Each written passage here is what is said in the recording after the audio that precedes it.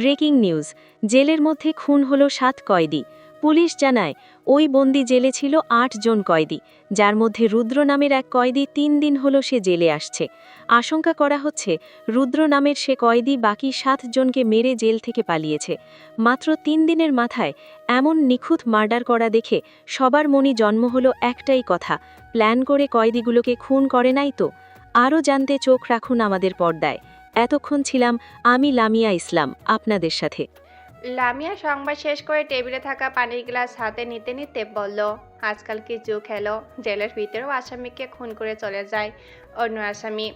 পাশে বসে থাকা একজন সিনিয়র সাংবাদিক লামিয়াকে বলল, আমাদের কাজ হচ্ছে এখন এই ঘটনাটা কিভাবে হলো, রুদ্র নামের কয়েদি করলো না অন্য কেউ, নাকি পুলিশ নিজের এই ঘটনা সাজিয়ে আমাদের খুঁজে বের করতে হবে। যদি আমরা এটা করতে পারি তো আমাদের চ্যানেল অনেক ওপরে উঠে যাবে। কথাগুলো শুনে মাথা নেড়ে হ্যাঁ জানান দিল। এইদিকে জেল থেকে 7 কয়েদিকে মেরে ফেলায় বর্তমান এমপি চিন্তায় পড়ে গেল। যে কয়েদিগুলো মারা গেছে তারা ছিল বর্তমান এমপির খুব কাছের মানুষ।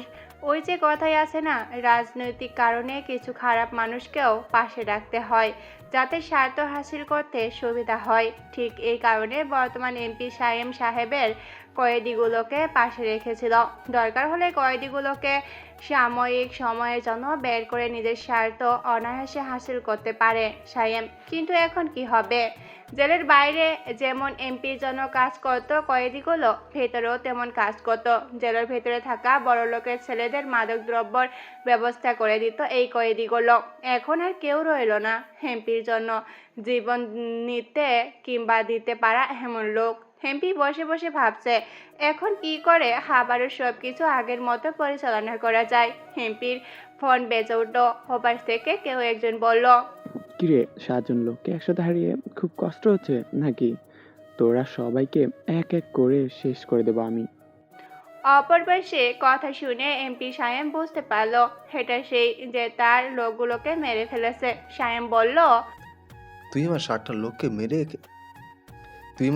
লোককে মেরে নিজেকে অনেক বড় কিছু ভাবিস না। আমি তোকে খুঁজে বের করে টুকরো টুকরো করে কেটে ফেলবো। কত আশা করে কতজনই তো মারা গেল, পূর্ণ কি হলো তাদের আশা? তোরও হবে না। শুধু গণনা করে যা দিনগুলো, খুব তাড়াতাড়ি তোর কাছে আসছে। নিজেকে লুকিয়ে রাখতে পারবে না তুই রুদ্র। আমি তোর সামনে সবসময় আছি, শুধু তুই দেখতে পাস না। দেখার মতো চোখ তোর নাই। ফু। হঠাৎ করে এমপির সামনে থাকা গ্লাস ফেটে গেল। সবাই ভয় পেয়ে গেল। ওপাশ থেকে রুদ্র বলল, কিরে, ভয় পেয়েছিস? আমি তোকে প্রতিনিয়ত ভয় দিয়ে দিয়ে মারবো। আমি চাইলে গুলিটা গ্লাসে না করে তোর কপালে করতে পারতাম, কিন্তু তোর এখনো কিছু পাপের হিসাব নেওয়া বাকি আমার। দূরে বসে স্নাইপার দিয়ে ভয় দেখানোকে বীরত্ব বলে না। সাহস থাকলে তো সামনে আয়। তোর সময়ও অতি সংকটে, যা পাপ করা বাকি আছে করে নে। রুদ্র ফোন কেটে দিল। এমপি ভয় পেয়ে গেল। কেউ যখন সামনে থাকা গ্লাসে শুট করতে পারে তাহলে সে যে কোনো কিছুই করতে পারে। হে রুদ্রকে খুব তাড়াতাড়ি বের করতে হবে। এমপি ওসিকে কল দিল। কল রিসিভ করতে এমপি বলল, কি করছেন? আপনারা একটা আসামি 7 জন লোককে মেরে জেল থেকে পালিয়েছে। আপনারা কি থানায় বসে বসে আঙ্গুল চুষেন? স্যার, আমরা আসামিকে খুব তাড়াতাড়ি খুঁজে বের করব, আপনি শুধু একটু সময় দিন। কোচও করবেন আপনারা। একটু আগে সে রুদ্র নামের আসামি আমাকে শ্যুট করেছে। আমার গায়ে শ্যুট না করে টেবিলে থাকা গ্লাসে করে তার ক্ষমতা জানান দিচ্ছে। আপনারা যদি কিছু করতে না পারেন তাহলে আমাকে বলে দেন, আমি আমার লোকদের দিয়ে ওই রুদ্রকে ধরে আনবো। স্যার, আমরা চেষ্টা করছি আসামিকে ধরার, একটু সময় দিন আমাদের। রুদ্র সব তথ্যগুলো আমার কাছে পাঠিয়ে দিন। আমি নিজে দেখতে চাই কে এই রুদ্র। স্যার, আমি এক্ষুনি আসছি তার ফাইল নিয়ে। এমপি কল রেখে দিলে ওসি ভাবছে, এখন কি করব? এদিকে স্যারের চাপ, এদিকে এমপির চাপ, কিভাবে কি করব? 7-5 ভাবতে ভাবতে ওসি রুদ্রের ফাইল নিয়ে আসলো এমপির কাছে। ওসিকে নিজের বাসায় ঢুকতে দেখে কিছুটা রাগী চোখে তাকিয়ে আছে এমপি। ওসি গিয়ে এমপির হাতে রুদ্রের ফাইলটা দিয়ে বলল, স্যার, আমরা অনেক চেষ্টা করেছি এর ব্যাপারে জানতে। অবিশ্বাস্য হলেও সত্যি যে এই ছেলেটাকে কেউ চিনে না। ওর রুদ্র নামটাও নাকি মিথ্যা, তার চেহারাও কেউ দেখেনি। কোথা থেকে এলো, কিভাবে এলো কেউ জানে না। আমাদের মনে হচ্ছে এই ছেলে প্ল্যান করে জেলে আসছে, হয়তো আপনার লোকগুলোকে মারার জন্য আসছে। তাহলে আপনারা আগে কেন এসব ধরতে পারেননি? একটা ছেলে আমার 7-8টা লোককে শেষ করে দিয়ে চলে গেল, আর এমন প্ল্যানিং করছে সেটা আপনারা বুঝতে পারেননি। যদি আমরা বুঝতে পারতাম তাহলে আমরা তাকে আরও জিজ্ঞাসাবাদ করতাম। মাত্র 3 দিনে এমন দুর্ধর্ষ প্ল্যান করে ফেললো সে। সে তাহলে সাধারণ কেউ নয়। খোঁজ লাগান, কে সে জানতে হবে, নয়তো আমরা সবার জন্য বিপদ আছে। জি স্যার, আমরা খোঁজ নিচ্ছি, খুব তাড়াতাড়ি খুঁজে বের করব। ওসি এমপিকে আশ্বাস দিয়ে চলে গেল। এমপি এবার আরো বেশি চিন্তায় পড়ে গেল। তাহলে কে সে ছেলে? খুঁজতে সমস্যা হবে? যেখানে নাম, ঠিকানা, ফোন নাম্বার কোনো কিছু ঠিক নেই, সেখানে কিভাবে খুঁজে বের করা যায় তাকে? এমপি টিভিটা অন করতে ব্রেকিং নিউজ শুনতে পেল, যেখানে বলা হলো ছোট্ট একটি গল্প। আজ থেকে কয়েক বছর আগে রবিউল নামের একজন লোক এমন জেলের ভেতর থাকা ভয়ঙ্কর কয়েদিদের মেরে ফেলতো।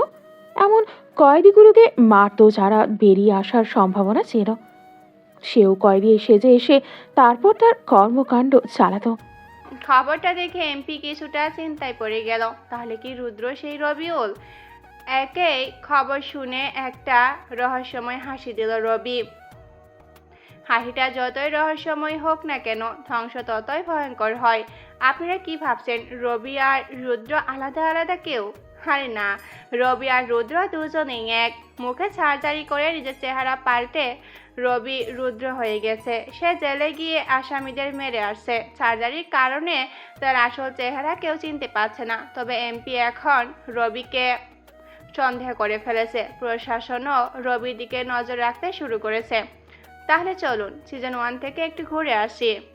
যেদিন অহনাকে প্রপোজ করবে বলে রবি ছোট্ট মেয়েটির হাত থেকে গোলাপ নিয়ে সামনে এগিয়ে যায়, চারপাশটা দেখে রবির কেমন যেন সন্দেহ লাগছিল। তবু রহস্যময় হাসি ঠোঁটে বজায় রেখে রবি এগিয়ে গেল অহনার দিকে। নীল শাড়িতে অহনাকে আজ যাহা লাগছে। রবি এগিয়ে গিয়ে হাঁটু গেড়ে বসতেই অহনা হুট করে রবিকে ধাক্কা দিয়ে মাটিতে ফেলে দিল।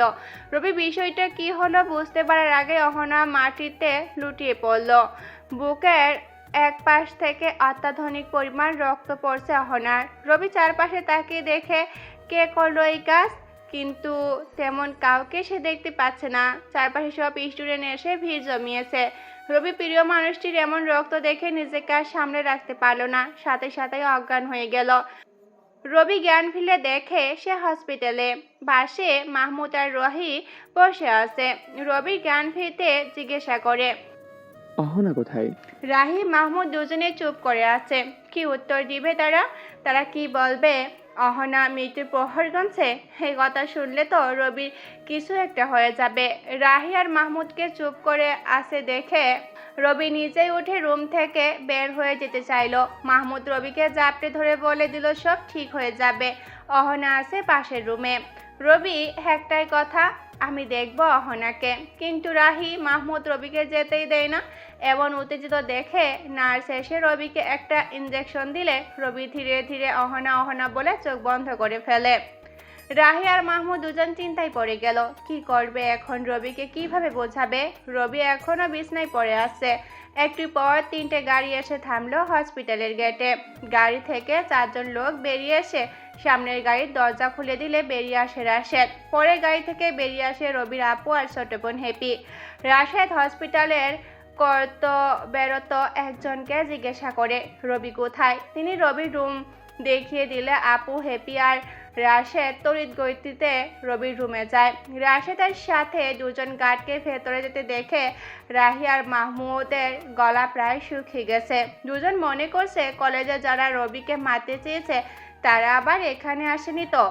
রাশেদ রাহি আর মাহমুদের দিকে তাকালে গার্ড দুজনকে একটু বাইরে গিয়ে অপেক্ষা করতে বলে। দুজন ভয়ে ভয়ে বাইরে চলে যায়। পরক্ষণে একজন ডক্টর রুমে প্রবেশ করে।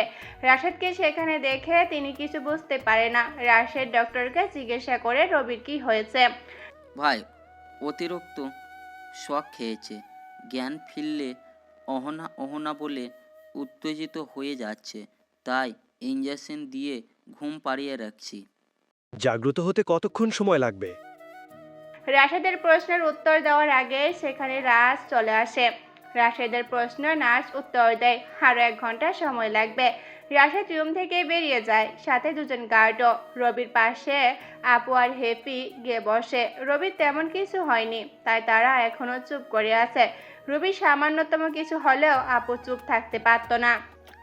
আপু রাশেদকে ডাক দিলে রাশেদ ভিতরে যায়। জি আপু, বলো। অহনা নামের মেয়েটি কে? রবির সাথেই পড়তো। রবি মেয়েটির প্রেমে পড়ে যায়, আর আপনাকে হয়তো বলেছে আজ প্রপোজ করতে যাবে। বলেছিল আমাকে, কিন্তু মেয়েটির পারিবারিক কোনো কথা আমি জানি না। খোঁজ করে মেয়েটির পারিবারিক ডাটা। আর মেয়েটি এখন কোন রুমে আছে? পাশের রুমে অপারেশন চলছে। ঠিক আছে, অপারেশন শেষ হলে আমাকে বলবি। আর মেয়েটির পরিবারকে তার বর্তমান অবস্থা সম্পর্কে জানা। ঠিক আছে আপু, আমি লোকদের বলে দিচ্ছি। ঠিক আছে। রাশেদ বাইরে গিয়ে তার লোকেদের অহনার ব্যাপারে দেখতে বললে 2 জন লোক একটা গাড়ি নিয়ে বেরিয়ে যায়। রবির পাশে বসে আপু আর হ্যাপি অপেক্ষা করছে। একটু পর ধীরে ধীরে রবি চোখ খুলে। নার্স একজন পাশেই ছিল। রবির অবস্থা পর্যবেক্ষণ করে বলে এখন সে কিছুটা শান্ত আছে। রবি আপুকে দেখে উঠে বসে, আর বরাবরের মতোই জিজ্ঞাসা করে অহনা কোথায়। আপু প্রথমে চুপ থাকলেও পরক্ষণে বলে ওঠে পাশের রুমে আছে, অপারেশন চলছে, একটু পর দেখতে যাবি। আপুর কথা শুনে রবি আবারও উত্তেজিত হতে লাগে। এবার আপু রবিকে বলল, একটু পর সব ঠিক হয়ে যাবে। একটু ধৈর্য ধরে থাক এখানে। অপারেশন শেষে আমরা সবাই যাব অহনাকে দেখতে। সে ঠিক হয়ে যাবে। ওকে কেউ একজন গুলি করেছে, আমি তাকে দেখতে চাই আমার সামনে। রাশেদ ভিতরে আসতে আসতেই বলল, সেসব আমরা খবর নিয়েছি, কিন্তু এখন কিছু করা যাবে না। চতুর্পাশে সবাই উত্তেজিত হয়ে আছে এই ঘটনার পর। আমরা কিছুটা সময় নিয়ে প্ল্যান করেই কাজ করব। তুই একটু স্বাভাবিক হয়ে ওঠ আগে। আমি পারছি না, আর আমার কলিজাটাকে গুলি করেছে সে। মেরেই ফেলবো আমি তাকে। পেছনের কারণ খুঁজে বের করতে হবে আগে। কি কারণ আবার? অ্যাটাকটা তোর উপর হয়েছিল। অহনা তোকে সরিয়ে দিয়ে নিজেকে বিপদের মুখে ফেলে দিছে। রবি আর রাশেদ কথা বলছে, তার মধ্যে রাশেদের একটা লোক ভিতরে এসে রাশেদের দিকে তাকিয়ে বলল, ভাই, অপারেশন শেষ, ডক্টর কিছু বলতে চায়। ঠিক আছে, আমি আসছি। না, তোরা এখানে থাক, আমি যাচ্ছি। না, আমিও যাব, দেখবো আমি অহনাকে। আগে আমি দেখে আসি, তারপর তুই যাস। রাশেদকে ইশারা করে আপু বুঝিয়ে দিল রবিকে যাতে এই রুম থেকে বের হতে না দেয়। আপু গিয়ে ডক্টরের সাথে কথা বলে জানতে পারলো অহনার খুব বেশি খারাপ অবস্থা, যে কোনো সময় কিছু একটা হয়ে যেতে পারে। যারা দেখা করতে চায় তারা যেন দেখা করে, 24 ঘন্টার মধ্যে কিছু একটা হয়ে যেতে পারে। আপু ডাক্তারকে জিজ্ঞাসা করলো আরো ভালো চিকিৎসার জন্য বাইরে কোথাও নিয়ে যাওয়া যাবে কিনা। ডাক্তার জানিয়ে দিল এত সময় নেই ওর হাতে, আর যে সময়টা আছে তাকে নাড়াচাড়া করানো যাবে না। আপু বুঝতে পারলো অহনার বড় বিপদ। তার থেকে বেশি ভয় হচ্ছে রবিকে নিয়ে। অহনার কিছু হয়ে গেল, এর পিছনে থাকা কাউকে সে বাঁচতে দেবে না। যে গুলি করেছে তাকে তো সবার আগে শেষ করে দেবে।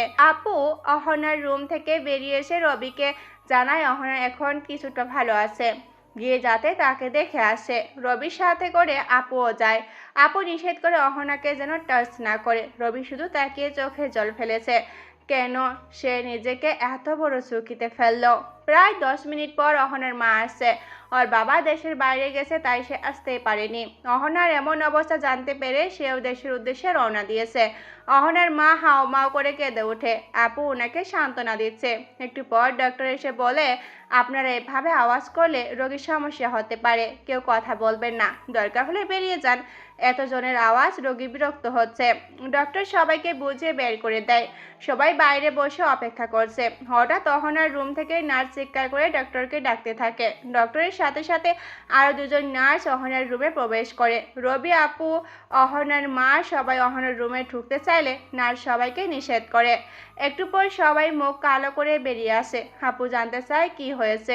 ডক্টর জানায় অহনা কমায় চলে গেছে, তবে এটাও খুশির সংবাদ যে খুব তাড়াতাড়ি রোগীর উন্নত হবে। প্রথমে সবার খারাপ লাগলেও পরের কথায় সবাই কিছুটা স্বস্তি পায়। রবি তো ধীরে ধীরে প্রতিশোধ নামক অনলে পড়তেছে। মনে মনে সে প্রতিজ্ঞা করে নিল যে বা যারা এর পিছনে আছে তাদের সবাইকে শেষ করে দিবে, শেখর সহ তাদের বংশ উঠিয়ে দিবে। আপু অনেক বুঝে রবিকে বাসায় নিয়ে আসে। ডক্টর বলেছে অহনাকে হসপিটালে না রেখে বাসায় নিয়ে গিয়ে সেবা করতে। সপ্তাহ পার হতেই শুরু হয় রবির পাগলামো। ধীরে ধীরে সে কেমন যেন অগোছল হয়ে ওঠে। আপু কদিন পর পর অহনার বাসায় যায়, তাকে দেখে আসে। মাঝে মধ্যে রবিও যায়। হুট করে একদিন রাশেদ কল করে জানায় যারা অহনাকে গুলি করেছে পুলিশ তাদের সবাইকে গ্রেপ্তার করেছে। এক সেকেন্ড দেরি না করে রবি রাশেদকে একটা প্ল্যান বলে। রবি নিজের মুখে জারি করে। রবি থেকে হয়ে ওঠে রুদ্র। রাশেদের কথায় পুলিশ রবিকে গ্রেপ্তার করে সেই জেলে নিয়ে যায় যেখানে ওই অপরাধীগুলোকে রাখা হয়েছে যারা অহনাকে গুলি করেছে। রবি সেখানে গিয়ে আগে সবার সাথে খুব ভালো ব্যবহার করে তাদের মনে একটু জায়গা তৈরি করে নেয়। কথায় কথায় রবি জানতে পারে তারা সাইমের জন্য কাজ করে। রবি যখন জানতে চায় অহনাকে তারা কেন গুলি করেছে তখন তারা জানায় তারা অহনাকে নয় বরং রবিকে মারার জন্য আসছিল। মাঝখানে ওই মেয়েটা চলে আসে। সাইমের কথা অনুযায়ী তারা রবিকে মারতে পারলে অনেক টাকা পেত। রবি জানতে চায় কেন তারা রবিকে মারতে চায়। রবির গলা ভারী হয়ে গেল। তাদের মনে সন্দেহ ঢুকে যায়। তাই রবি আর কিছু না বলে চুপ করে তাদের পাশে বসে পড়ে। একদিন 2 দিন চলে যায়। রবির যা যা জানা দরকার সব জেনে নিয়েছে। আর তৃতীয় দিন সবাই একসাথে বেশ কিছু তথ্য শেয়ার করে একজন আরেকজনকে। সময়টা দিন পেরিয়ে রাত চলে আসে। রবি তাদের সব তথ্য জেনে নিয়ে রবি নিজের পরিচয় তাদের দেয়। তখন সবাই সেখানে রবির উপর ঝাঁপিয়ে পড়লে রবি আর চুপ করে থাকতে পারে না। এক এক করে সবাইকে মারতে শুরু করে। কেউ দেয়ালে ধাক্কা খেয়ে অজ্ঞান, কেউ বা রবির মার খেয়ে। এক এক করে রবি সবাইকে মেরে সেখানে শুয়ে দেয়। পরক্ষণে মনে পড়ল সে তো প্রতিজ্ঞা করেছে এদের কাউকে সে আর বাঁচতে থাকতে দেবে না। হঠাৎ রবির মুখে পৈশাচিক হাসি ফুটে উঠল। পরের দিন সকালে নিউজ হলো নতুন এক কয়েদি 3 দিনের মাথায় একই জেলের বাকি 6 জন কয়েদিকে মেরে জেল থেকে পালিয়ে গেছে। এই ছিল পূর্বের ঘটনা। বর্তমান রবি রাতে আপু আর হ্যাপির সাথে বসে ডিনার করছে। হঠাৎ কলিং বেল বেজে ওঠে। এত রাতে কেউ তার বাসায় আসার কথা না, তাহলে কে এলো? হ্যাপি উঠতে চাইলে রবি হ্যাপিকে বসতে বলে। রবি নিজে গিয়ে দরজার এক পাশে দাঁড়ায়। আস্তে করে দরজা খুলতে দেখে 2 জন লোক দাঁড়িয়ে আছে। রবি তাদের পরিচয় জিজ্ঞাসা করলে জানায় এমপি সায়েম তাদেরকে পাঠিয়েছে। রবি বুঝতে পারে সায়েম তার ব্যাপারে জেনে গেছে। আর জানবে নাই বা কেন? সায়েমে তো রবিকে মারতেই লোক পাঠিয়েছিল। রবি 2 জনকে বলে, অনেক রাত হয়েছে, আমি খাবার খাচ্ছি, এসে তোমরাও খেয়ে যাও। আমাদের এত সময় নেই, তাড়াতাড়ি চলেন। চলো, ভাত 2 মুঠো খেয়ে তারপর যাও। রবির এমন আপ্যায়নতা দেখে দুজনে কিছুটা শকড হয়ে যায়। রবি জোরাজোরিতে ভিতরে গেল।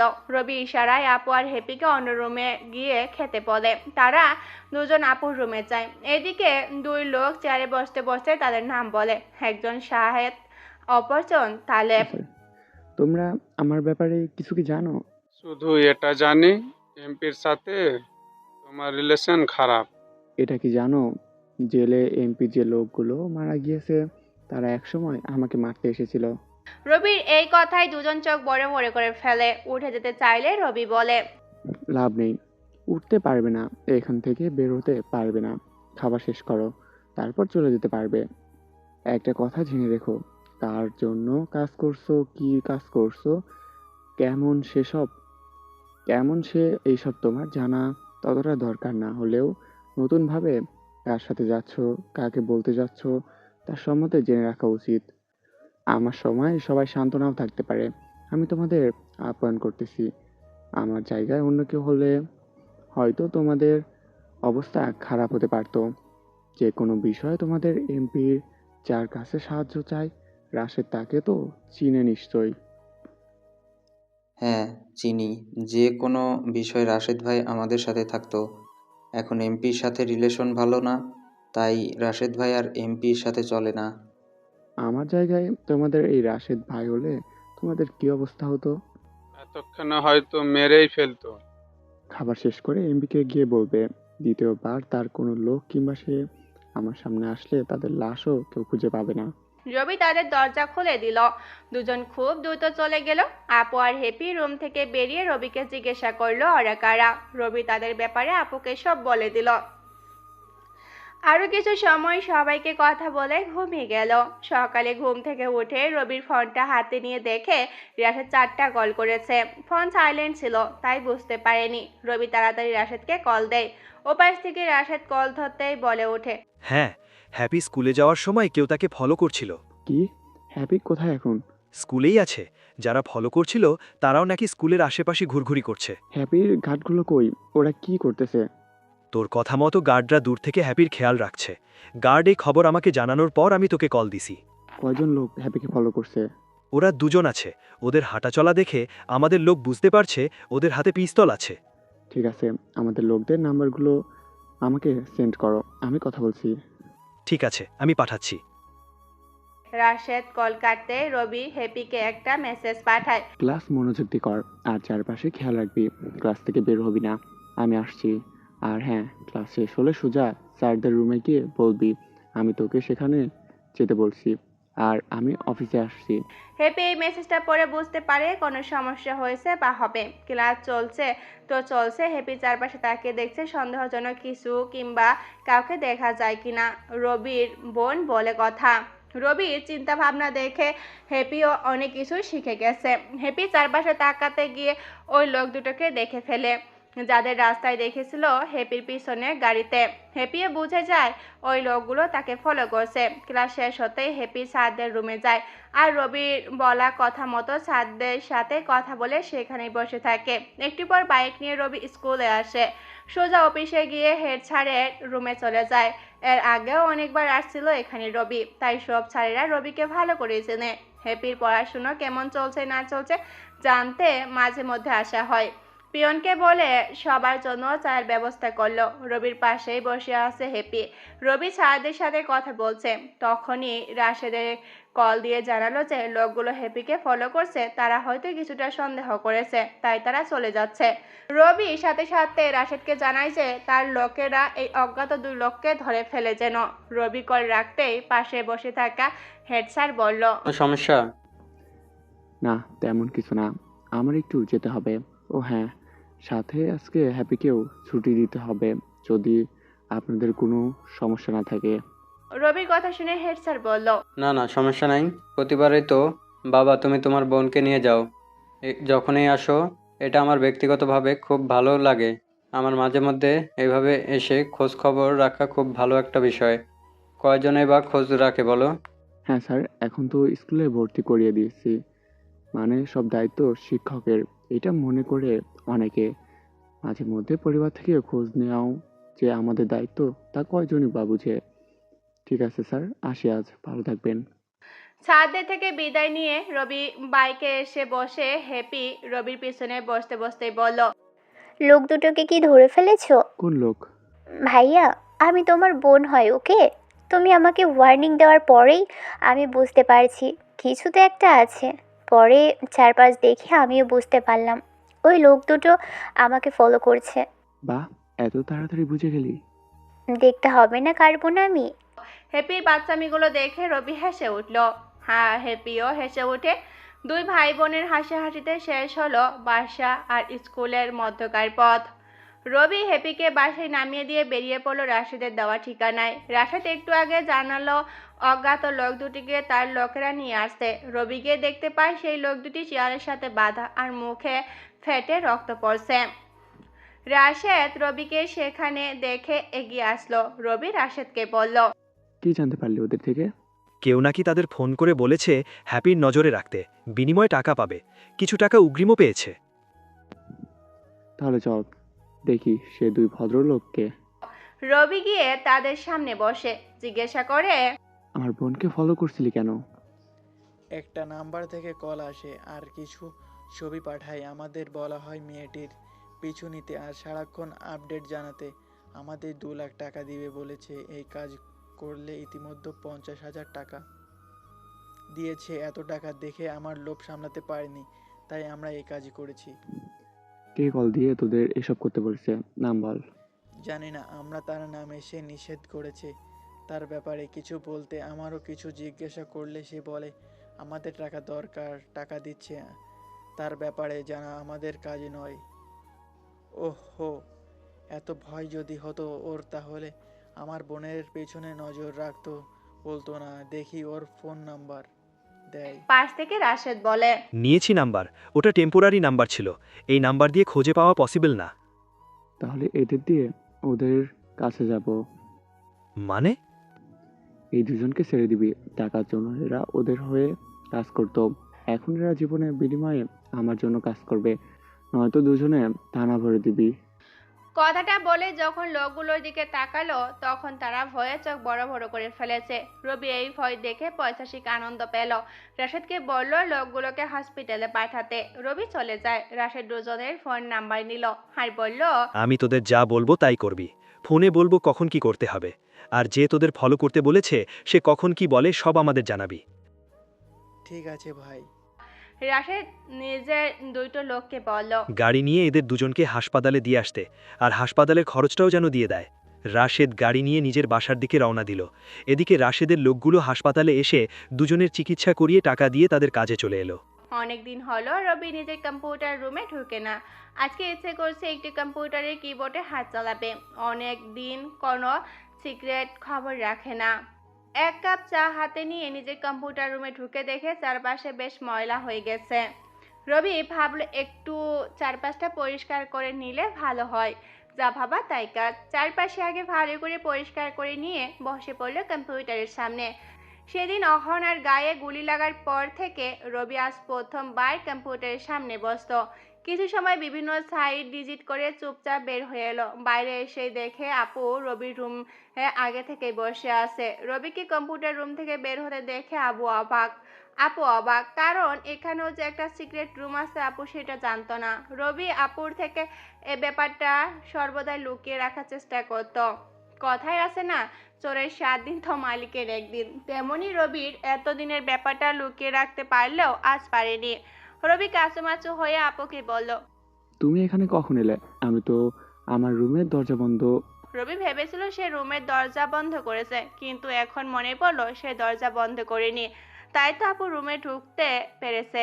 আপু বলল, কি, রুমের দরজা বন্ধ করেছিলি? না মানে বন্ধ করতে ভুলে গেছিলাম।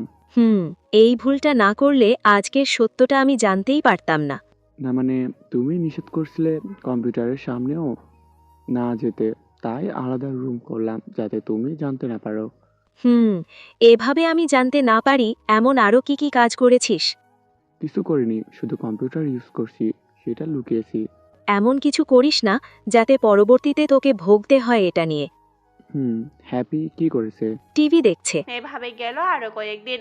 রবি জানতে পারে হ্যাপিকে যারা ফলো করেছিল আজ তাদের সাথে দেখা করবে হ্যাপিকে ফলো করতে বলা লোকটা। রবি রাশেদকে জানায় লোক রেডি করে রাখতে। লোকেরা চলে গেল নির্দিষ্ট ঠিকানায়। সবাই এসে উপস্থিত। রবি একটু দূরে বাইক নিয়ে দাঁড়িয়েছিল।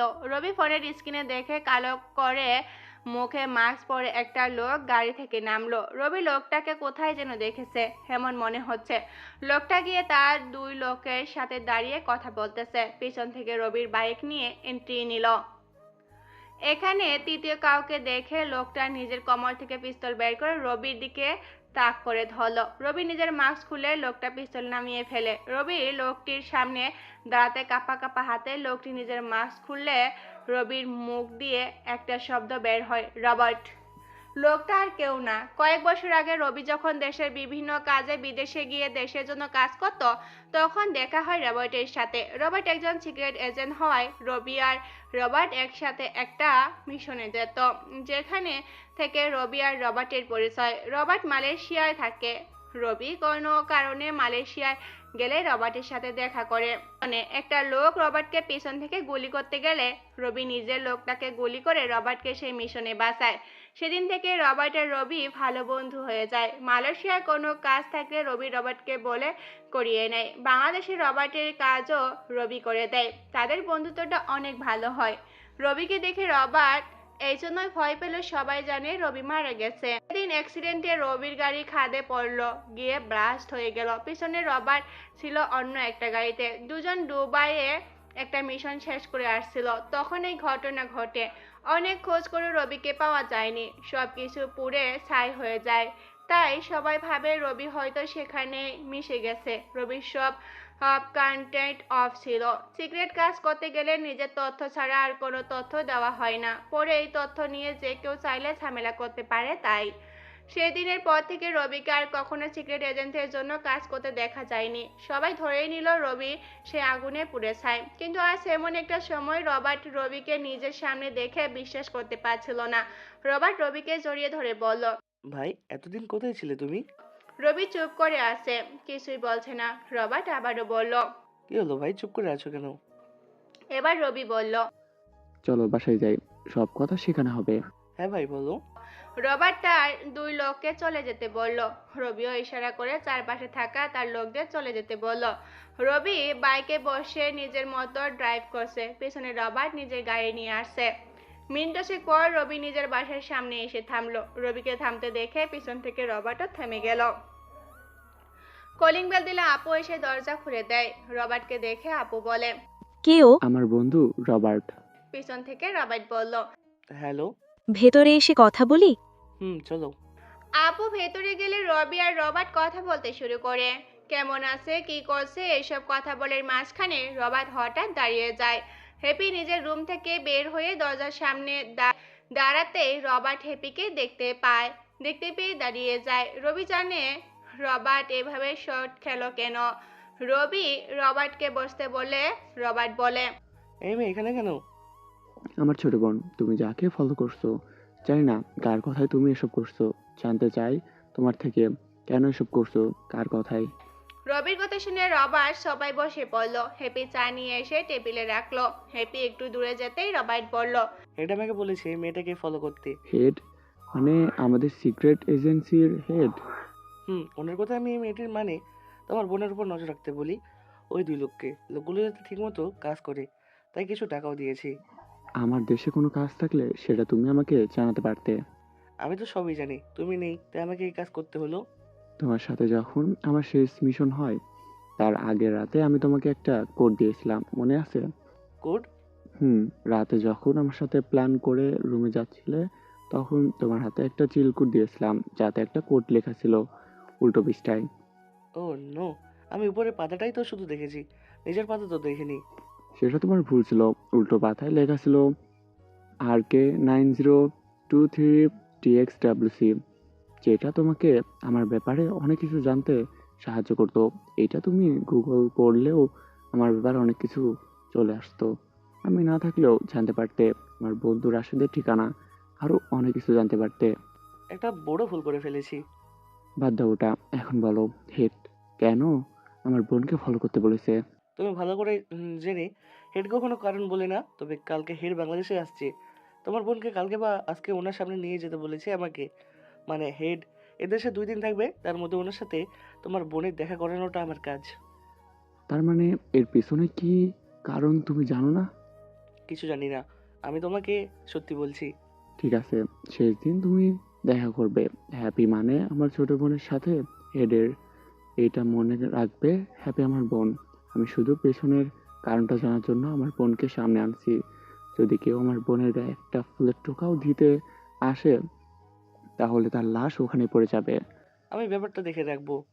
মনে থাকে যেন, আমি তোমাকে বাঁচানোর জন্য নিজের গুলিবদ্ধ হয়েছিলাম, কারণ তুমি আমার টিমের হয়ে কাজ করতে। তাই এখন তুমি জানো ভালো করে কি করবে তুমি।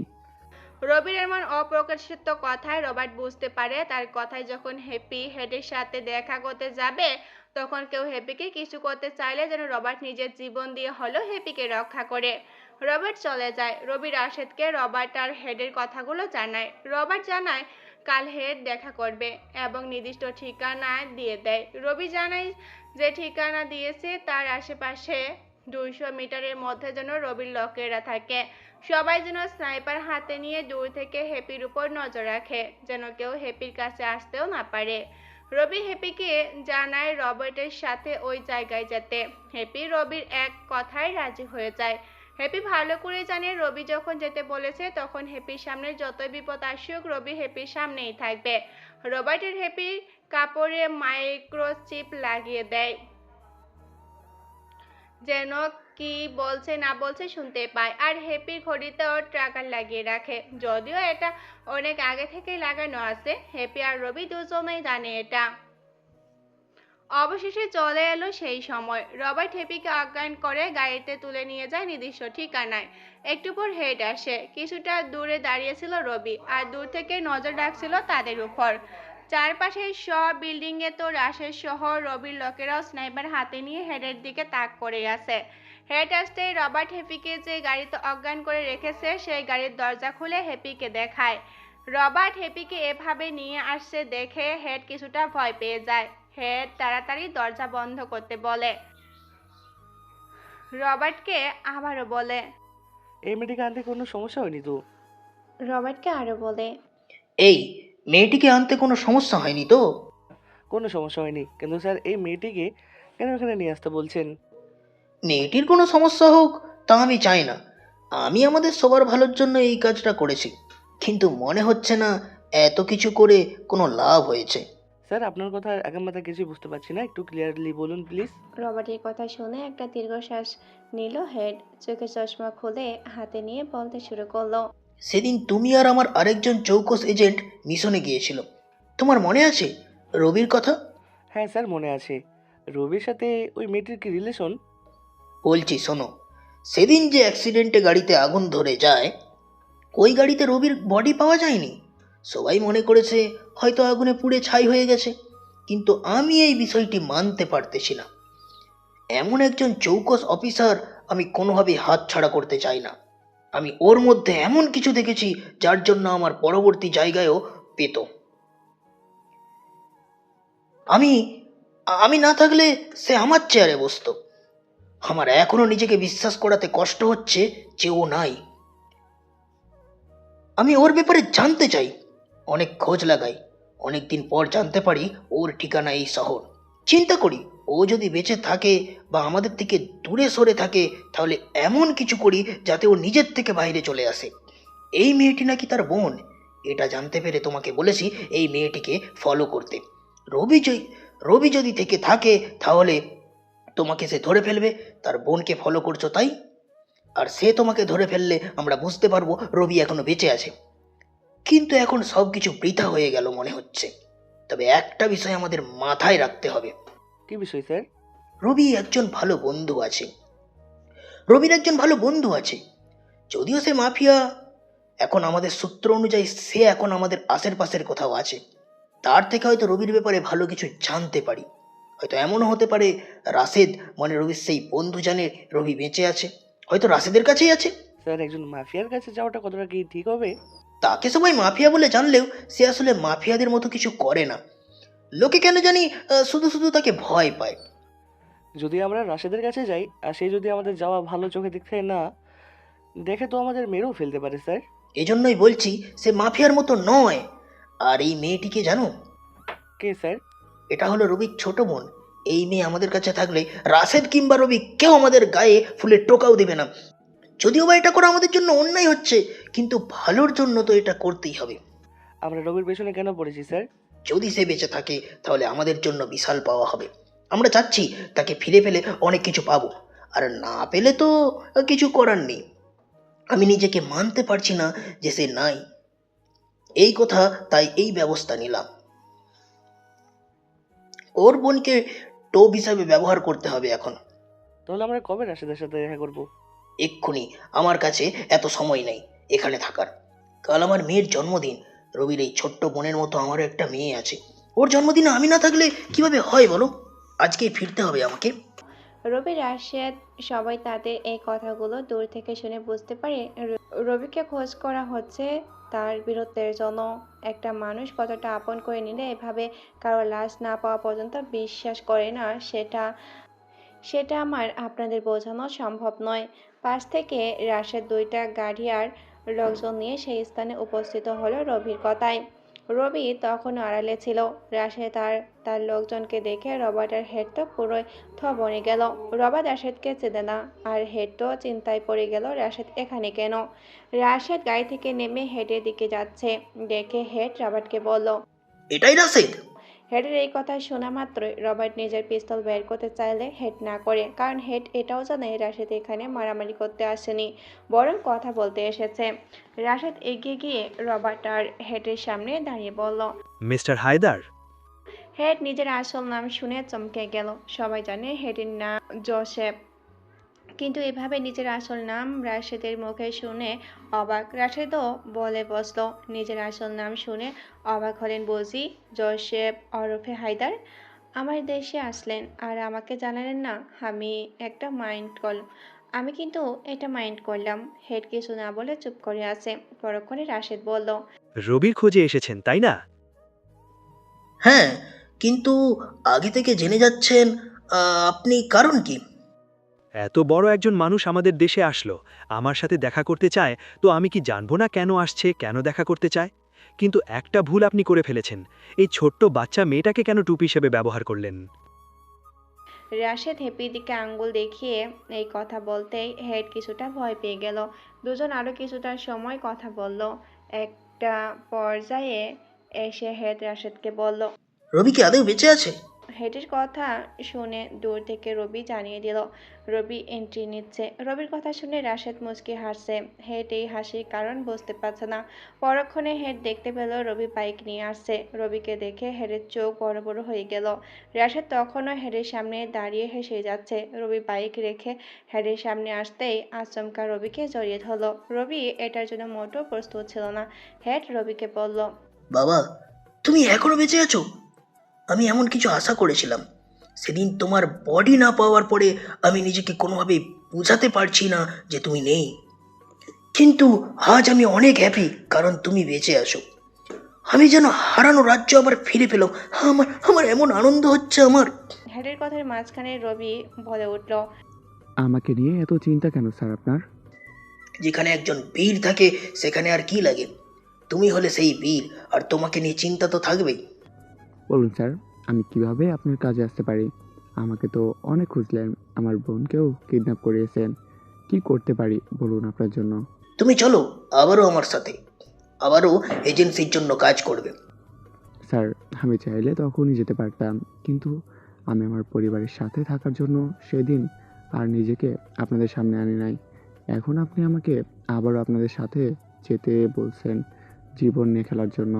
দেখো বাবা, তুমি না থাকলে বিভিন্ন দেশের মাফিয়ারা ভয়ে থাকে। তুমি নাই এটা জানার পর থেকে মাফিয়াদের তাণ্ডব এখন ক্রমাগত বেড়ে চলেছে। এদের এখন না থামলে ভয়ঙ্কর কিছু করে বসবে। আমি তো যাব না আপনাদের সাথে, তবে একটা কাজ করতে পারেন।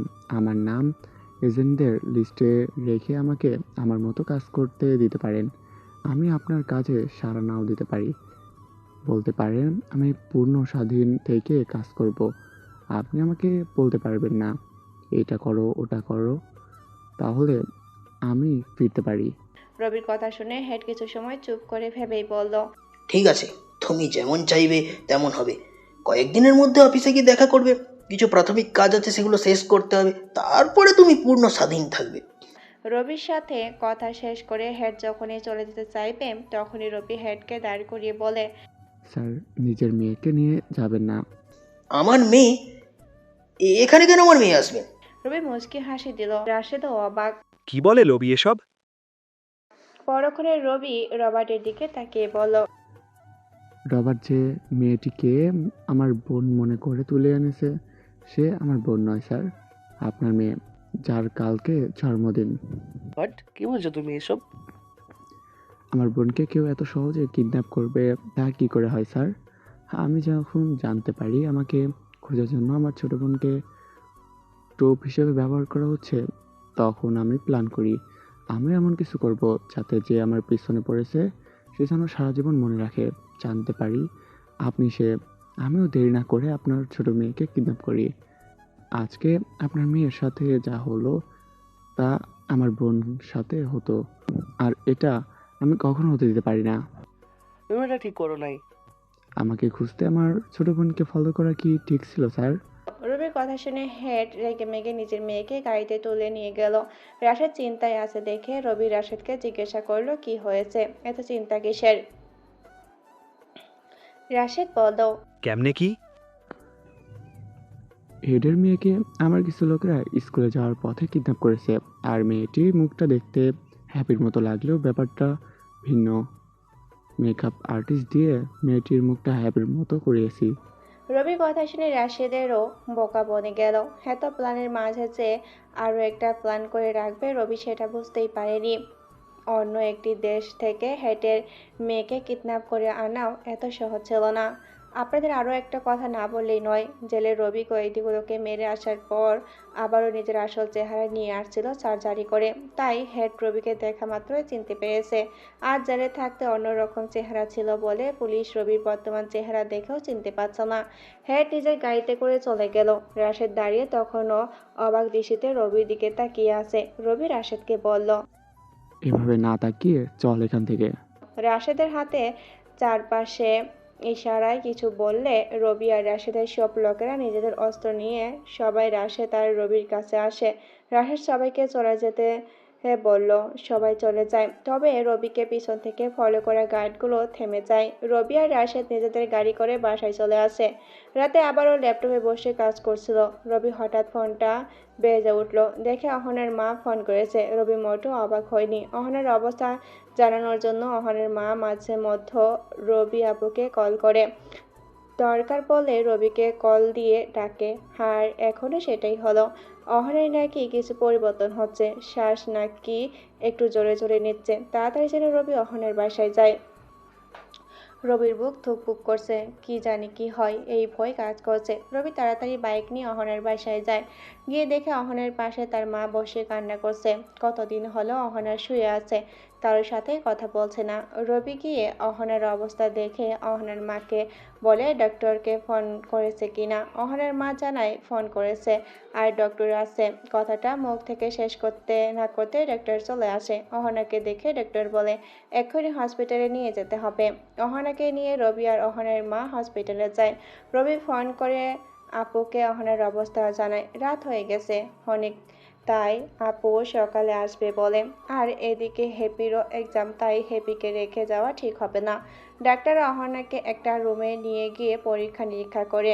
এইদিকে অহনার মা কেঁদে নিজে নাজেহাল অবস্থা করে ফেলেছে। প্রায় 40-50 মিনিট পর ডক্টর বাইরে এসে একটা স্বস্তির নিঃশ্বাস ফেলে বলে, অহনা এখন আগে থেকে অনেকটা ভালো আছে।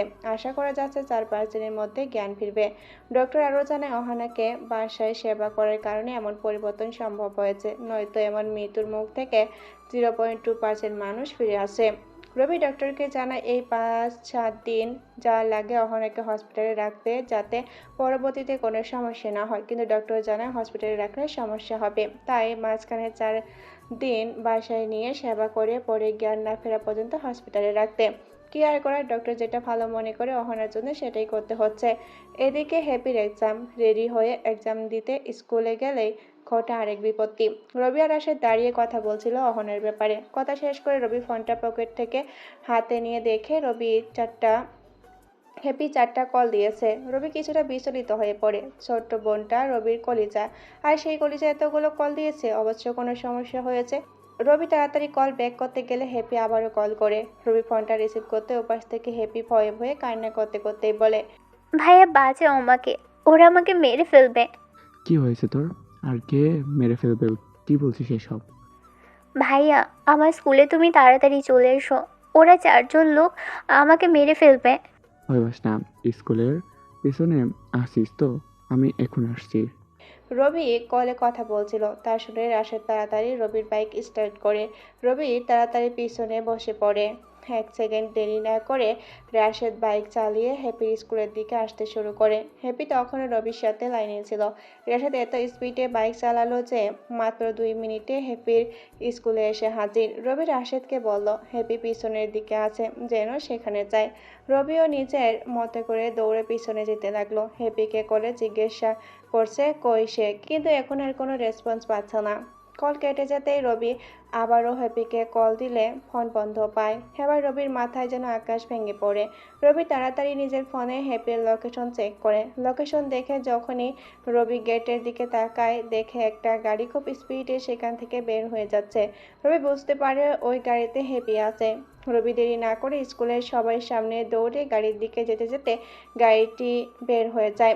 রবি গাড়ির নাম্বার রাশেদকে নোট করতে বলে আর তার লোকেদের জানায় গাড়ির ব্যাপারে। রবি নিজের বাইক নিয়ে হ্যাপিকে কিডন্যাপ করা গাড়ির পিছু নেয়। কিছু সময় পর গাড়ি থেমে যায় একটা পুরনো বাড়ির সামনে। দেখেই বোঝা যাচ্ছে এখানে ভয়ঙ্কর কিছু হতে চলেছে। এদিকে রাশেদ তার লোকেদের পাঠিয়ে দিয়েছে রবির লোকেশনে। রবি গিয়ে দাঁড়ালে হ্যাপি রবির দিকে আসতে চায়, কিন্তু দুজন লোক হ্যাপি 2 হাত ধরে থাকে। কিছু সময় পর সেখানে একটা গাড়ি নিয়ে আসে বর্তমান এমপি সায়েম সাহেব। রবি শ্যামকে দেখে রেগেমেগে তার দিকে যেতে থাকে। রবি গিয়ে সোজা এমপির কলার ধরে। এমপি রবিকে ধাক্কা দিয়ে বলে, তোর বোন আমার লোকদের হাতে। এখন আমি যা বলবো তুই তাই করবি, নয়তো তোর বোনের মৃত্যুর জন্য তুই দায়ী।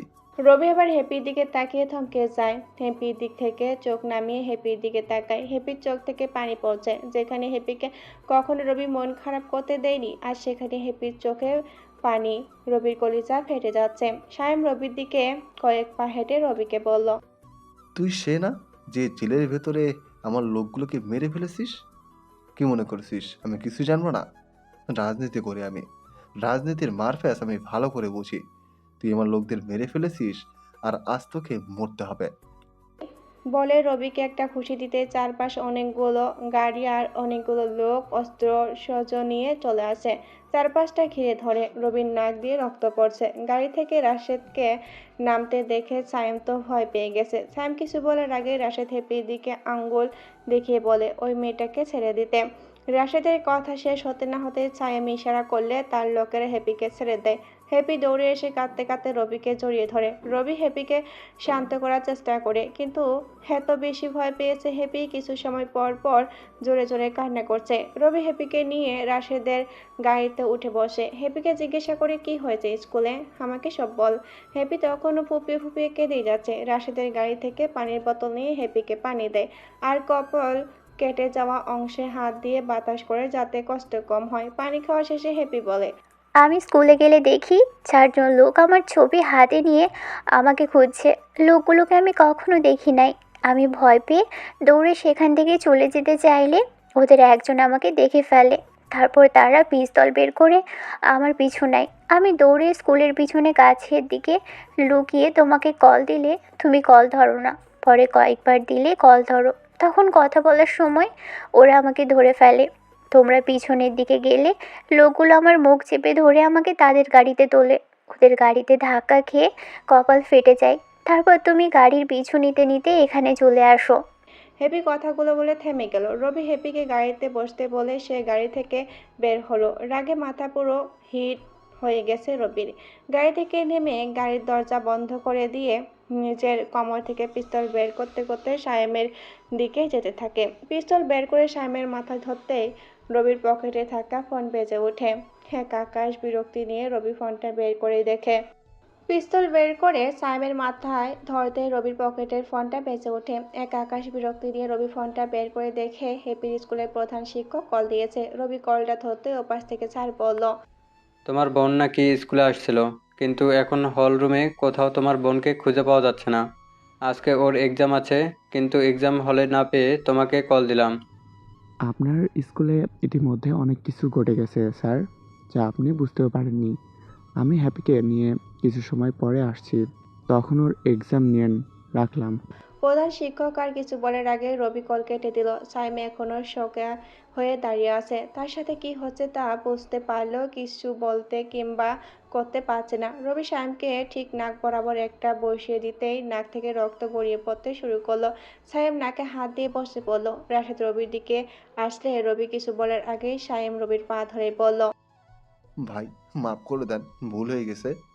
রবি সাইমকে এবার জোরে একটা লাথি দিয়ে রাশেদকে বলল, রাশেদ, এই কুত্তাটাকে সারা বাকি সবাইকে মেরে দে, আর একে বন্দি করে রাখ। আমার অনেক হিসাব বাকি ওর সাথে। রবির কথা শুনে সায়েম চোখ বড় বড় করে ফেললো। সায়েমের বাকি লোকেরা মাটিতে হাঁটু গেড়ে বসে পড়লো। রবি একটা শব্দ উচ্চারণ করতে লোকেরা সায়েমের সব লোককে উড়িয়ে দিল। সায়েম এইসব দেখে অজ্ঞান হয়ে গেল। এদিকে গুলির আওয়াজে হ্যাপি গাড়ির দরজা খুলে বাইরে এসে দেখে তাকে যে লোকগুলো ধরে নিয়েছিল সবাই মাটিতে পড়ে আছে। রবি রাশেদকে বলে ময়লাগুলো পরিষ্কার করতে আর সায়েমকে বেঁধে রাখে। রাতে রবি আসছে। রবি হ্যাপির দিকে হাঁটতে শুরু করলো। রাশেদের লোকেরা সায়েমের লোকদের লাশগুলো গাড়িতে তোলে আর সায়েমকেও একটা গাড়িতে তুলে নিয়ে যায়। রবি হ্যাপিকে নিয়ে নিজের বাইকে করে স্কুলে চলে আসে। সোজা প্রধান শিক্ষকের রুমে যেতেই ছাদ দাঁড়িয়ে যায়। স্যার কিছুটা ভয় পেয়ে গেছে। প্রথমে তো রবির চোখগুলো রক্তের মতো লাল হয়ে আছে, আর তার উপর একটু আগে সিসিটিভি ফুটেজ চেক করে দেখতে পেল হ্যাপিকে কিডন্যাপ করা হয়েছে। এটাও দেখলো রাশেদের মতো মাফিয়া রবির কথা মতো চলছে, তার মানে রবি আরো বড় কিছু। রবি স্যারকে বলল, স্যার, একটু সমস্যা হয়ে গিয়েছিল, আপনি হ্যাপির এক্সাম এখন নিতে পারেন। না না থাক, ও এমনিতে পড়াশোনায় ভালো, ওর এক্সাম দিতে হবে না। যে সব খেয়েছে মেয়েটি, কিছুদিন বিশ্রাম থাক, পরে সব ঠিক হয়ে গেলে তখন দেখা যাবে। ওকে কোনো এক্সাম দিতে হবে না, সবার এক্সাম শেষ হলে তবে ওকে স্কুলে পাঠিও। যাও এখন বাসায় যাও। কিন্তু স্যার, কোনো কিন্তু না, আমি ওদিকের দিকটা দেখে নিচ্ছি। রবি আর কোনো কথা না বলে হ্যাপিকে নিয়ে সোজা বাসায় চলে আসলো। স্কুলে যাওয়ার আগে হ্যাপিকে ডক্টরের কাছে নিয়ে গিয়েছিল। বাসায় এসে কলিং বেলে চাপতে আপু দরজা খুলে দিলে হ্যাপির মাথায় ব্যান্ডেজ দেখে আপু জিজ্ঞাসা করে, কি হয়েছে মাথায়? রবি কিছু না বলে মাথা ভর্তি রাগ নিয়ে নিজের রুমে চলে যায়। হ্যাপি গিয়ে সোফায় বসে পড়ে। আপু এক গ্লাস পানি নিয়ে হ্যাপির হাতে দিয়ে জিজ্ঞাসা করে কি হয়েছে। তখন হ্যাপি যা যা হয়েছিল সব এক এক করে বলে। কিছু সময় পর রবি নিজের রুম থেকে বের হয়ে হ্যাপির পাশে গিয়ে বসে। হ্যাপি এখনো সোফায় বসে আছে। রবি গিয়ে বসতেই আপু এক কাপ কফি নিয়ে রবির হাতে দিয়ে বলল, লোকগুলোর সাথে এমনটা না করলেও পারতি। কোন লোকের সাথে কি করছি আবার? যাদের মেরে ফেলতে বলেছিস তারাও কারো হয়ে কাজ করে, এমনটা না হলেও পারত।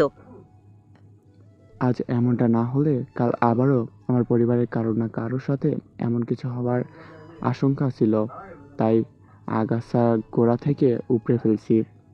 রবির কথায় আর কোনো জবাব দেয় না আপু। ধীরে ধীরে রাত ঘনিয়ে আসতে রবি চলে যায় সাইমের কাছে। সাইমের অবস্থা দেখে বুঝতে পারছে পলাপান সাইমকে অনেক মেরেছে। রবিকে সাইমের কাছে যেতে দেখে পলাপান কিছু রবির কাছে আসলো। রবি বলল কিছু জিনিস আনতে। লবণ, মরিচ, ব্লেড এইসবের কথা শুনে সাইম বুঝতে পারছে তার সাথে কি হতে চলছে। হাত পা চেয়ারের সাথে বাঁধা। সাইমকে জিজ্ঞাসা করলো শেষ কোনো ইচ্ছা আছে নাকি, কিন্তু সাইম সবার মতো বরাবর মাপ চাইলো, কিন্তু এটা তো রবির ডিকশনারিতে খুব কম ইউজ হয়। রবি বলল, আমার বেশ কিছু প্রশ্ন আছে, জানি সব উত্তর তোর কাছে আছে। যদি প্রশ্নের উত্তর দিস তাহলে কষ্ট না দিয়ে মেরে দিব, আর যদি আমার প্রশ্নের উত্তর না দিস তো আমার প্রথম প্রশ্ন, সেদিন অহনাকে কেন তোর লোকেরা গুলি করেছে? আমি জানি এসব বললেও তুই আমাকে মেরে ফেলবি, তাই কখনো বলবো না এসব আমি। তুই বলবি না, তোর বাপ বলবে। রবি কথা বলতে বলতে সাইমের পায়ের পাতা একটা শুট করলো। সাথে সাথে সাইম লাফ দিয়ে গিয়ে পড়ে গেল চেয়ারের কাছে। রবি ইশারা করতে দুজন লোক সাইমকে আবারও তুলে রবির সামনে ধরে বসালো। আবার জিজ্ঞাসা করলো, কেন সেদিন তোর লোকেরা অহনাকে শ্যুট করেছে?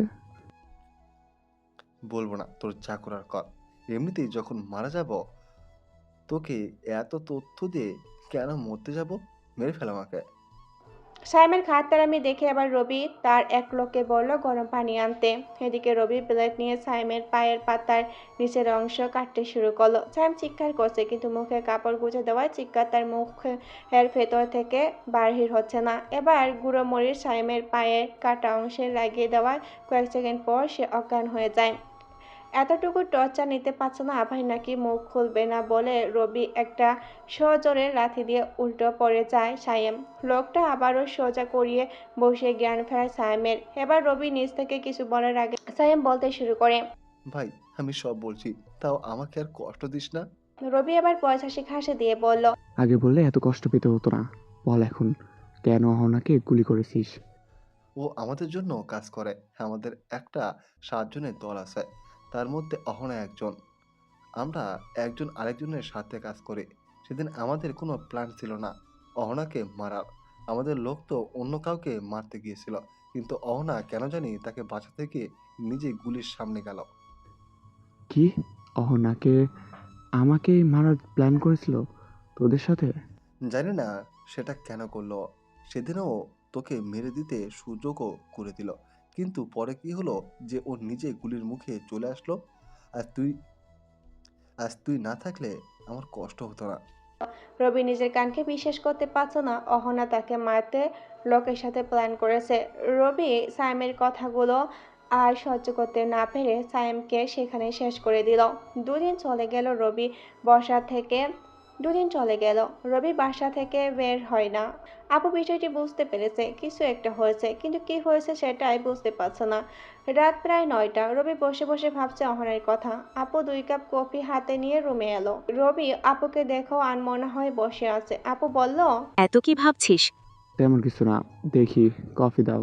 কথাটা বলে রবি আপুর কাছ থেকে কফিটা নিয়ে খেতে শুরু করলো। পরক্ষণে আপু বলল, অহনার মা কল দিয়েছিল, বলল কাল অহনাকে হসপিটালে নিতে হবে। নিতে হলে নিবে, এখানে তোমাকে জানানোর কি আছে? রবির এই কথায় আপুর মোটেও ভালো লাগেনি। আপু এবার বুঝতে পারলো রবি অহনার কোনো ব্যাপার নিয়ে চিন্তিত।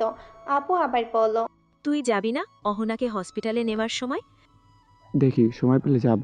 আচ্ছা বল তো, অহনা কি এমন করেছে যার জন্য তুই হঠাৎ ওর সাথে দেখা করা অফ করেছিস?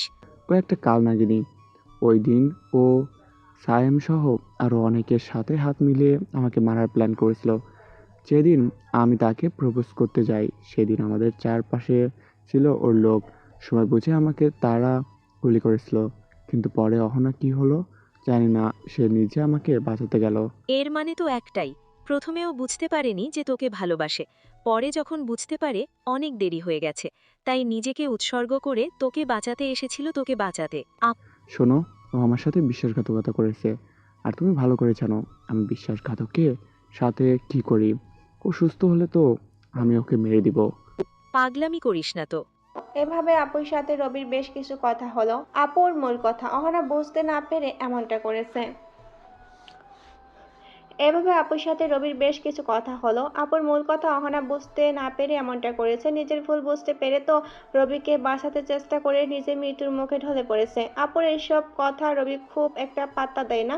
আপু বুঝতে পারে এখন রবিকে যতই বোঝা কাজ হবে না। আপু নিজের রুমে চলে গেল। রবি সকালে ঘুম থেকে উঠেই দেখে সিক্রেট এজেন্টদের হেড 2টা মেল করেছে।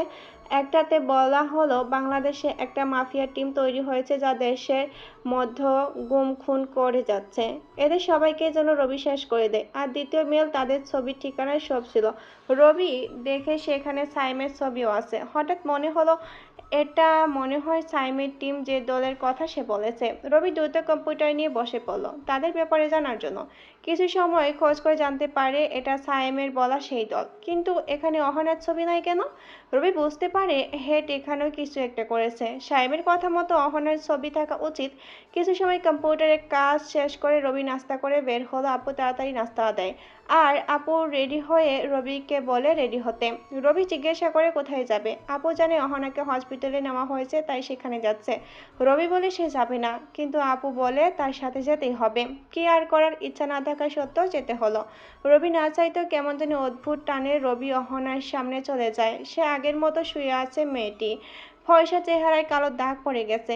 এই কয়েকদিনে একেবারে শুকিয়ে গেছে। রবির একটা মায়া কাজ করছিল। করবে নাই বা কেন, ভালোবাসে মানুষ বলে কথা। বেশি কিছু সময় তাকিয়ে থাকার কারণে রবি খেয়াল করে তার চোখের কোণে পানি জমে গেছে। রবি তাড়াতাড়ি চোখের পানি মুছে নিয়ে বাইরে চলে আসে। সময় যায় 1 ঘন্টা 2 ঘন্টা, অহনের কোনো পরিবর্তন হয় না। এভাবে প্রায় 7 ঘন্টা যাওয়ার পর নার্স ডক্টরকে চিৎকার করে ডাকতে শুরু করে। ডক্টরের সাথে রবিও গিয়ে দেখে অহনা চোখ খুলে ওপরের দিকে তাকিয়ে আছে। ডক্টর ভালো করে চেক করে দেখে তেমন আর কোনো সমস্যা নেই। ডক্টর ঔষধ লিখে রবির হাতে দিয়ে বলল ঔষধগুলো ঠিক মতো খাওয়াতে। অহনার শরীর বেশ দুর্বল, তাই ঔষধগুলো যাতে কোনোভাবে মিস না হয় আর খাবারটা যেন ঠিক মতো হয়। ডক্টর এক কথা বলে যাতে অহনার কোনো সমস্যা না হয়। সব শেষে সবাই অহনার রুম থেকে বেরিয়ে গেল। আপু রবিকে বলে অহনার সাথে কথা বলতে। রবি নিজে ভেবে পায় না কি বলবে সে। তার তো কথা বলতে গেলে কথা আটকে যাবে। আপু চলে গেলে অহনা তাকিয়ে আছে রবির দিকে। রবি সোজা গিয়ে অহনার বেডের এক পাশে বসে পড়ে। রবি ইচ্ছা করছিল সোজা কেন এমন করলো তার সাথে জিজ্ঞাসা করতে, কিন্তু কেন জানি সেটা বলা ঠিক হবে না ভেবে আর জিজ্ঞাসা করা হলো না। অহনা রবির দিকে তাকিয়ে কখন যেন কাঁদতে শুরু করছে। রবি তাড়াতাড়ি অহনার চোখের জল মুছে দিয়ে বলল, কি হলো, তুমি কাঁদছো কেন? আমি তোমার সাথে অন্যায় করেছি, প্লিজ মাফ করে দিও। বাদ দাও, ওসব কান্না থামাও। বলো, কেমন লাগছে এখন? তুমি তো আমাকে ভালোবাসো, তাই না? তোমার এখন কেমন লাগছে বললে না তো? বিয়ে করবে আমাকে? রবি বুঝতে পেরেছে এই মেয়েটি নিজের অবস্থা বলবে না। রবি এবার অহনাকে বলল, এখন তুমি অসুস্থ এখনো, আগে তুমি সুস্থ হয়ে ওঠো, তারপর আমরা বিয়ের ব্যাপারে কথা বলবো। আমি জানতে চেয়েছি আমাকে তুমি বিয়ে করবে কি না। কথার মাঝখানে ডক্টর রুমে চলে আসে। অহনা চিৎকার করে আওয়াজ শুনতে পেয়ে ডক্টর বলে, এ কি ব্যাপার? উত্তেজিত হলে তো সমস্যা হবে রুগীর। খেয়াল রাখতে হবে রুগী যাতে কোনোভাবেই উত্তেজিত না হয়। ডক্টর অহনাকে একটা স্যালাইন লাগিয়ে দিয়ে চলে যায়। অহনা আবার জিজ্ঞাসা করে রবিকে। বিয়ে করবে আমায়? রবি এবার কোনো উপায় না পেয়ে বলে দেয়, আগে সুস্থ হও, তারপর বিয়ে করবো তোমাকে। এখন একটু শান্ত থাকো। আমাকে মাফ করে দিও প্লিজ। আমি তোমাকে সেদিন মেরে ফেলার জন্য মাঠে আসতে বলেছিলাম, কিন্তু আমি তোমার চোখে আমার জন্য ভালোবাসা দেখে আর তোমার ক্ষতি চাইতে পারিনি। তুমি একটু চুপ করো, আমি সব জানি। তুমি কার সাথে কাজ করো না করো সব জানি আমি। সব জানার পরও তুমি আমাকে বিয়ে করবে? প্রথম কথা হলো, আমি তোমাকে অনেক ভালোবাসি। তুমি একটু ভুল করেছো, না হয় সব ভুলে গিয়ে তোমাকে নিজের করে নিব। তবে এটাও তোমার মনে রাখতে হবে, আমি কোনো বিশ্বাসঘাতককে কখনো ক্ষমা করিনি। কথায় আছে, শত্রু যতই দুর্বল হোক, সে পিঁপড়ার সমতুল্য শক্তিহীন, তবুও নিজের আপন কোনো মানুষ যদি বিশ্বাসঘাতকতা করে, তাহলে পিঁপড়া সমতুল্য শত্রুর কাছে হার নিশ্চিত। তাই কখনো বিশ্বাসঘাতক বন্ধু কিংবা পিঁপড়া সমতুল্য শত্রু কাউকে ক্ষমা করতে নেই। আর তোমাকে আমি প্রথম ও শেষবারের মতো ক্ষমা করে নিজের বুকে টেনে নিচ্ছি কেবল, তোমাকে ভালোবাসি বলে। পরে আর কখনো ভুল করিও না। রবি কথাগুলো বলে সোজা বের হয়ে আসে। অহনাকে আরো কয়েকদিন হসপিটালে রেখে বাসায় নিয়ে যায়। অহনাকে বাসায় নিয়ে যাওয়ার পর শুরু হয় রবির মিশন। অহনার থেকে নেওয়া তথ্য নিয়ে একদিন একজন করে শেষ করে দেয় রবি। সাথে সিক্রেট এজেন্ট হয়েও কাজ করে। হেডের দেওয়া কাজও একসাথে হয়ে যাচ্ছে। প্রায় 1 মাস কেটে গেছে। হেডের দেওয়া মিশন আর অহনার থেকে নেওয়া তথ্য দিয়ে দেশের ভেতরে যাদের মেরে ফেলা দরকার উচিত ছিল সবাইকে মেরে দিল। অবশেষে অহনা আর রবির বিয়ে ঠিক হয়ে যায়। রবি রাশেদকে জানায় যেন বিয়েতে কোনো সমস্যা না হয়। এমনও হতে পারে কেউ বদলা নিতে বিয়েতে ঝামেলা করতে পারে। রাশেদ রবিকে জানায় এই ব্যাপারটা সে নিজেই দেখবে, লোকেরা তো আছেই।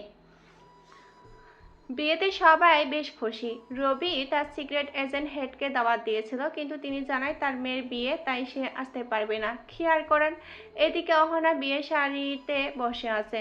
হ্যাপি, আপু, রাশেদ, রবি, অহনা সবাই বেশ খুশি। কত আয়োজনে বিয়ে হচ্ছে, অপেক্ষা যেন শেষই হচ্ছে না অহনার। রবিকে কল দিলে একবার রবি ছোট্ট করে মিষ্টি রাগ দেখিয়ে বলল, এত তোর সইছে না কেন? আসছি তো।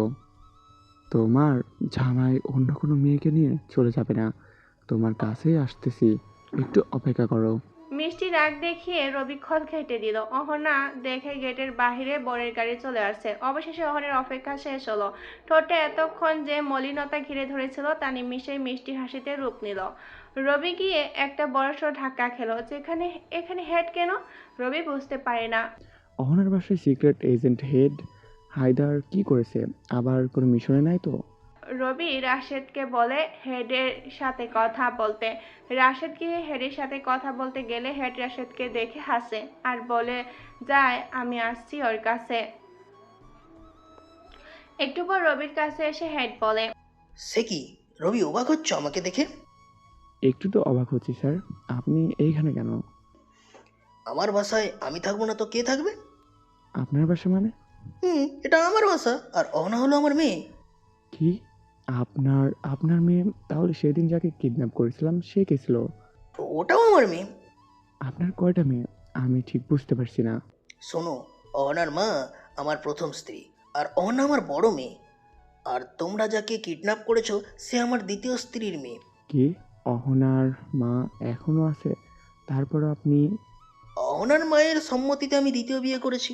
রবি তো একেবারে শকড হয়ে গেল। অহনার বাবা ঠিক জানতো না রবি আর অহনার ব্যাপারে, কিন্তু রবিকে কিছু জানায়নি। রবির মতো কেউ হাতছাড়া হোক তা মনে হয় না কেউ চাইবে, তাই হয়তো হেড জানার পরেও চুপচাপ ছিল। অবশেষে বিয়েটা হয়ে গেল, অহনাকে বাসায় আনা হলো। রবি, রাশেদ, মাহমুদ, রাহি সবাই মিলে ছাদে বসে আড্ডা দিচ্ছে। এদিকে অহনা বাসার ঘরে বসে হ্যাপির সাথে গল্প করছে। অহনা হ্যাপির থেকে জেনে নিচ্ছে রবির পছন্দ অপছন্দের ব্যাপারগুলো। এদিকে ছাদে বসে অস্থির আড্ডায় গিয়ে পানি ঢেলে দিল আপু। না মানে রবিকে গিয়ে বকাবকি শুরু করলো। রবি দেখে তখন একটা বেঁচে গেছে। আড্ডার এই সময়টা যে এত তাড়াতাড়ি শেষ হয়ে গেল সে বুঝতেই পারলো না। অবশেষে আপুর বকুনি খেয়ে বাসার ঘরে গেল, বাকিরা সবাই রুমে চলে গেল। রবি রুমে ঢুকতেই অহনা রবির পা ধরে সালাম করতে চাইলে রবি অহনার হাত ধরে টেনে নিজের বুকে ঠাঁই দেয়। বাকি কি হলো জানি না, বিয়ে তো এখনই করি নেই, তাই এরপরে কি হয় জানি না। যারা বিয়ে করছো অবশ্যই জানাবে এরপরে কি হয়। আজ এইটুকুই, বাই, সমাপ্ত। গল্পটি যদি ভালো লেগে থাকে তাহলে অবশ্যই একটি লাইক এবং শেয়ার করে দেবেন। গল্পটি কেমন হয়েছে এবং আপনাদের কীরকম গল্প পছন্দ কমেন্ট করে জানিয়ে দেবেন। ধন্যবাদ।